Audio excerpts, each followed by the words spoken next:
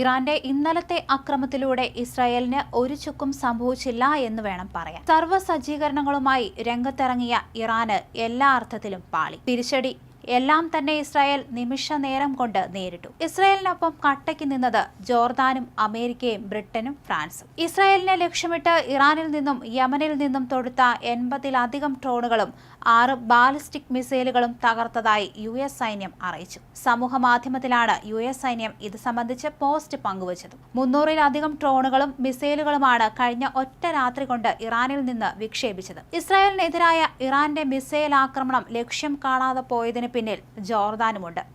ഇറാന്റെ മിസൈലുകൾ മിക്കതും വെടിവെച്ചിട്ടത് ജോർദാൻ സൈന്യമാണ്. പശ്ചിമേഷ്യയിലെ അമേരിക്കയുടെ സഖ്യരാജ്യമാണ് ജോർദാൻ. മാത്രമല്ല, ഇസ്രയേലുമായും ബന്ധം പുലർത്തുന്ന അറബ് രാജ്യം കൂടിയാണിത്. നിമിഷ നേരങ്ങൾക്കിടെ 100-ലധികം മിസൈലുകളും ഡ്രോണുകളുമാണ് ഇറാനിൽ നിന്ന് ഇസ്രായേലിലേക്ക് വന്നത്.